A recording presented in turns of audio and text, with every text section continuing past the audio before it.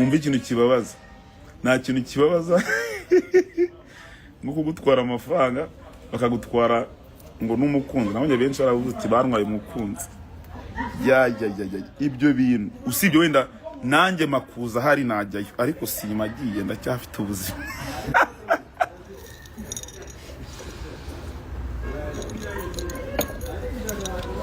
Ndacyafite ubuzima rwose, numvaga ari nge muntu uzakubita umutsungura presiyo. Noneho ari ukuntu ugera muri ibyo bibazo ukabura n'umuntu kwandikira hey, ukabura n'umuntu ukubwira uti hey Benda, how are you, how doing, ukabona isiriri irakwishe.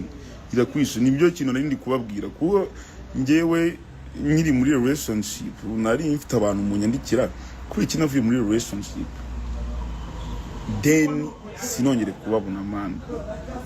Tell me why. Don't know why. Man, abantu banshizeho tu, nta muntu ukinesha umutwe, kandi mu gihe nari nyiri abantu bandishaga umutwe. Ibyo bintu bijya bibabaho. Ngiye ndishobora kwibaza icyo kibazo. Ibyo bintu wagwana.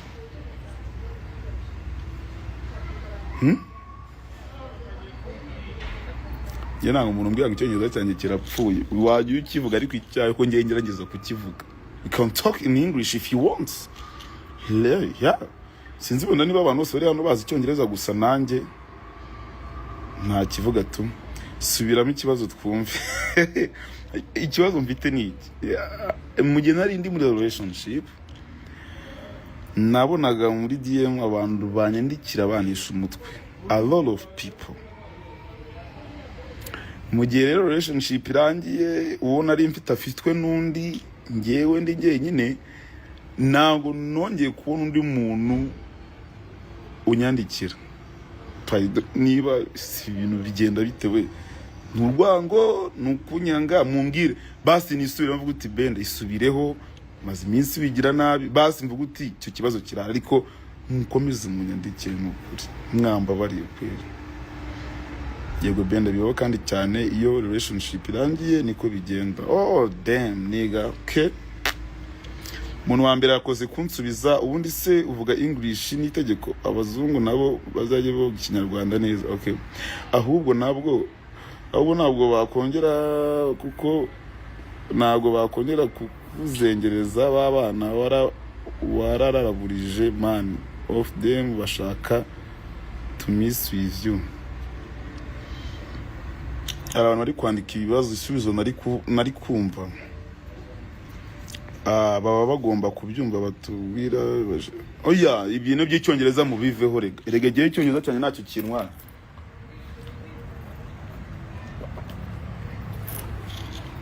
Ngiye mumbare mumbwire, navuye muri relationship. Ku bantu bari kuza live nona, mvuye muri relationship narabibonye ko ex wanjye twahoze tudatingana yabonye ndi umukunzi tu. Ibyo ntabwo turi bubitindeho.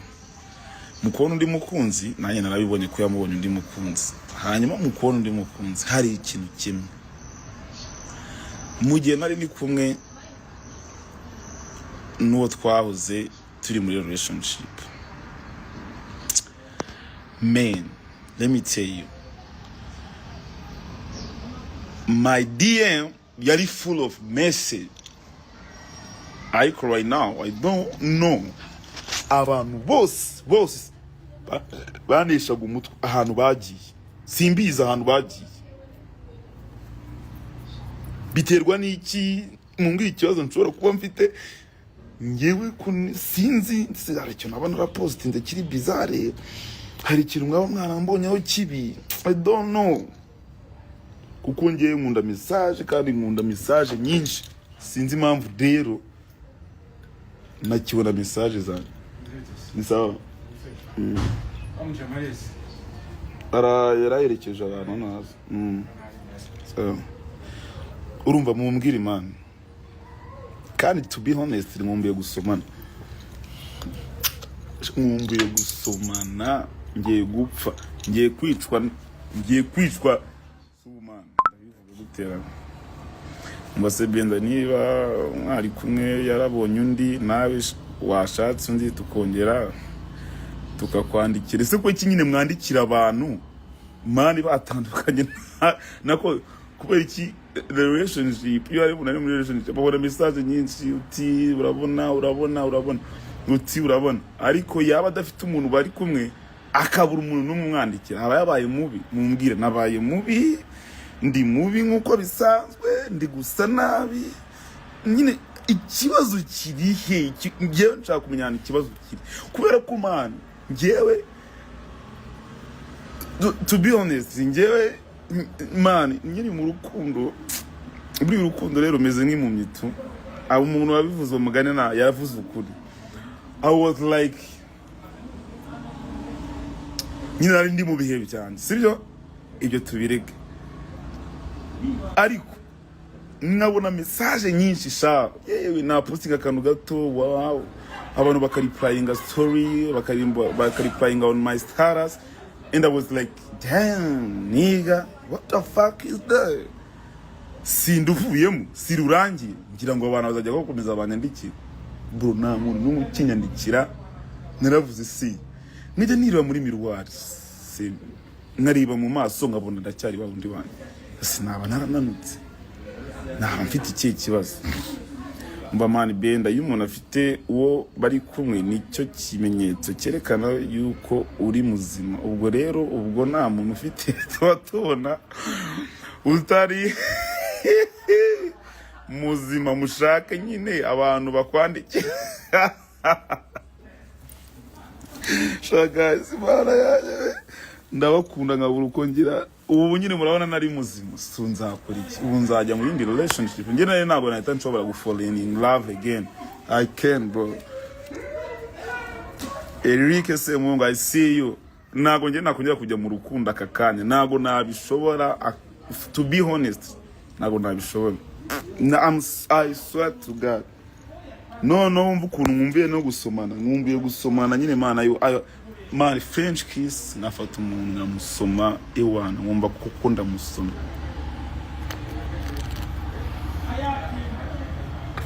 ariko the problem I don't have any girl any sweet na best friend nigeze ngira kumana narimbaye wo mbundi mwisi tangaje wa mukobwa mwakoranye challenge abantu bari bamugushimiye don't know nigga swa mukobwa namuzi na nimero yiwe ngira usibye kuba yitwa nyina Alicia namuhujwe na Chibu ashaka ko dukorana challenge y'indirimbo yiwe hanyuma nanjye mpita dukorana tsunami ya run up byahise birangirira hariya na warabiza Alicia arabizi na nimero ziwe ngira tujya tuvugana ariko wenda ashobora kuba yatera comment kwifatanya cyangwa kuri video yanjye ariko Alicia rwose she's not my girlfriend and she's not my friend sinzi tu nago mwego kuntu mwayibonye kumunshimira ni kimwe kandi ngewe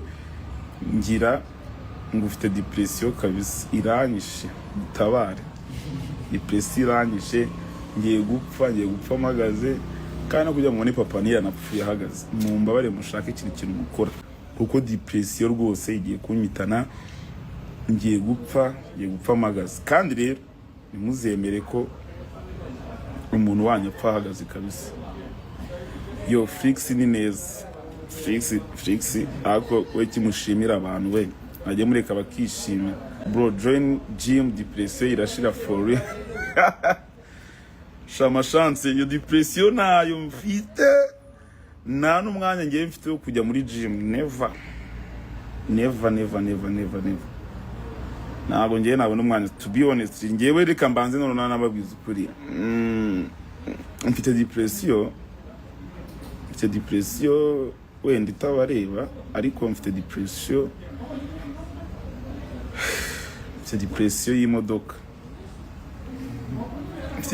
y'imodoka bro ngiye gusara ku rwego kuko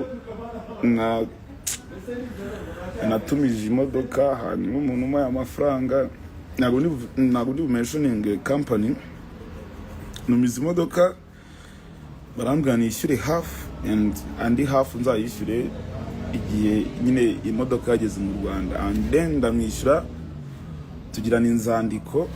None uwo muntu yari yarambuye abantu benshi, njye ntabwo nari mbizi, gusa nyine yari ari kuri kwa kundi aba ari kuvuga uti ndahita mbacika. Then mu ibiceri byanjye arangije, ubu ngubu ari mageragere. Ngubu tujya mu rukiko ngo turebe ukuntu iburanishwa ryo kubona amafaranga yacu bizagenda. Gusa gahinda mfite nako gasanzwe. N'ejo nyine kubona Titi twagiye ku murenge ari ku rukiko, hanyuma tujya no kumureba imageragere na Titi, ariko rwose barambwiye uti nshobora gukura. Noho nta kintu kibabaza, wumva ikintu kibabaza, nta kintu kibabaza nko kugutwara amafaranga bakagutwara ngo n'umukunzi. Nabonye benshi baravuze uti bantwaye umukunzi. Ibyo bintu usibye wenda nanjye makuza hari najyayo, ariko simagiye, ndacyafite ubuzima.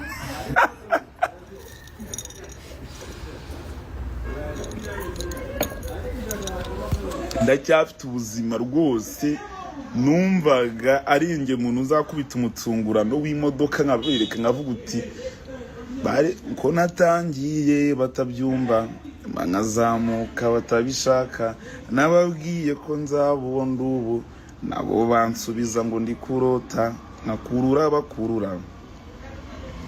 Urumva manda uwo muntu rero ari mageragere. Rero so be careful gutuma bano bantu ngo bari muri Dubai mu Bushinwa ngo kabatuma imodoka. I'm not alone, kubera ko ikirego kiri kuri benshi, sindi buvuge n'izina ryiwe.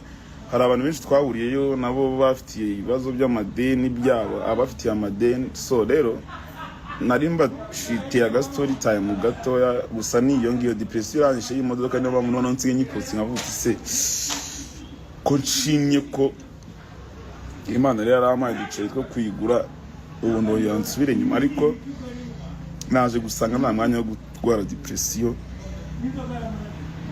Noneho ari ukuntu ugera muri ibyo bibazo ukabura n'umuntu kwandikira hey, ukabura n'umuntu ukubwira uti hey Benda, how are you, how doing, ukabona isiriri irakwishe. Nibyo kintu nari ndi kubabwira, kuko njyewe nkiri muri relationship nari mfite abantu munyandikira kuri iki navuye muri relationship, then sinongere kubabona man. Tell me why? Don't know why. Kandi yewe ntabwo mfite umutima mubi wenda kuba uwo twakundanaga arabonye undi mukunzi, never. Ntabwo mufite, kubera ko narababonye bameze neza kandi barishimye. Nagiye mbona video nyinshi zigiye zitandukanye, ariko bitavuze ko twakundanaga namuborotse. Ngewe mvugisha ukuri, naramuborotse.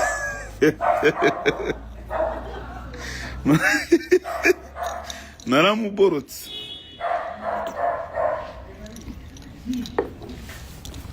Ubwo ari wowe wakomeza kumukurikirana. Ubu muri cyambere nuko uri muzima, aho yavuye Imana izagwe. To be honest, thank you bro. Urumva ntago ngiye nshobora kumva ukuntu ngiye ntabwo ngiye njya mbyumva. Urumva nari mfite abantu banyandikira, ntago ari abakobwa n'abahungu bakanguritse iwabo, bimeze neza cyane. Ukabona n'undi arakwangira kubita umwanya mwari murimo nuwahe, imyenda mwari mwambaye ni yahe, ko byari bimeze gutya. Ariko nta muntu n'umwe ukinyandikira. When I post on my story irebwa n'abantu, a lot of people, gusa bakora reply sha abo tubana mu nzu. So rero hanyuma mfite indirimbo nshyashya na Desidora, mana yanjye ndayibatuye, mana yanjye, mana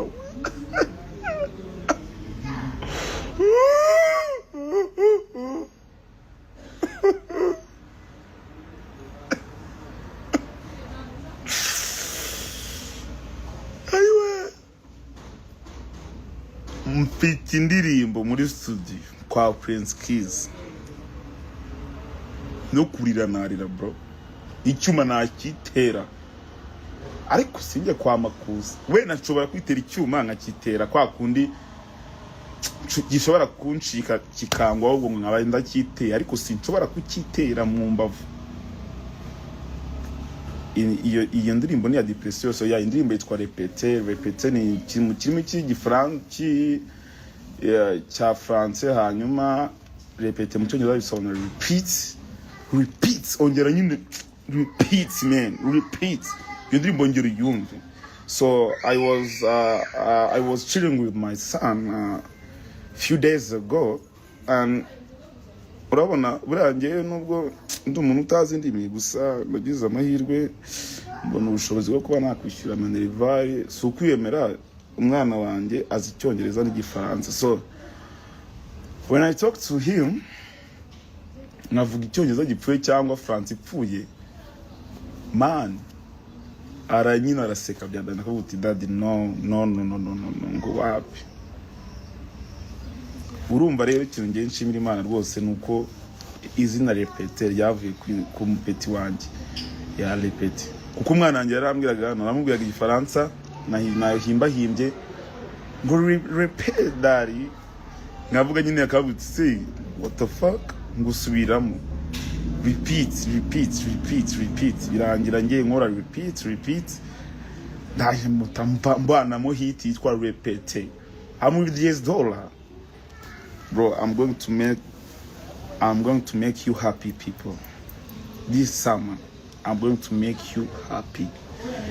Amashusho arimo arakorwa soon as possible ndabatamo amashusho y'indirimbo na $10 umu producer ni Prince Keys ariko rwose kuba nagikundana n'umuntu mwese nagiye mubivugaho amakuru menshi atandukanye ntago muzi ukuri n'ubu nshatse nanababwira ukuri ariko rwose ukuri sinkubabwiye ariko rwose nkuko nari ndi muri relationship ngabona a lot of message mumbare mwongere munyandikire kuko man iyo nari mu rukundo abona abantu babandikira ndabeshyara benshi mani kuri WhatsApp ubona ko kwandikira utwana twinshi cyane ukabona turi kukwandikira abakobwa benshi man Osmarito nayivuyemo mani mbura n'umuntu nyandikira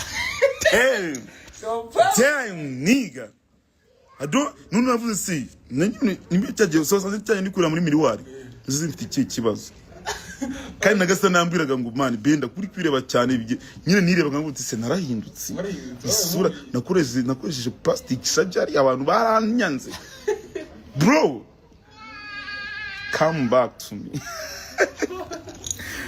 Urumva rero nandi kwa Osmarito yatwakiriye twishimye twariye tone gato mu kwereke ibyo bya twabimaze dore nguye nandi ya ariko turi kwa Osmarito gusa nawe Osmarito tugiye kujyana munyize basi depression muri kumbonamo sibyo ra nukuri muyinyize mu guti benda afite depression let's support him.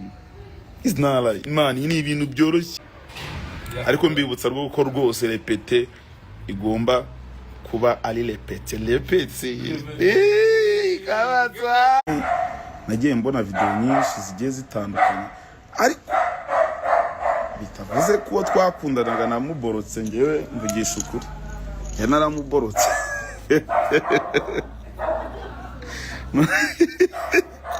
naramuborotse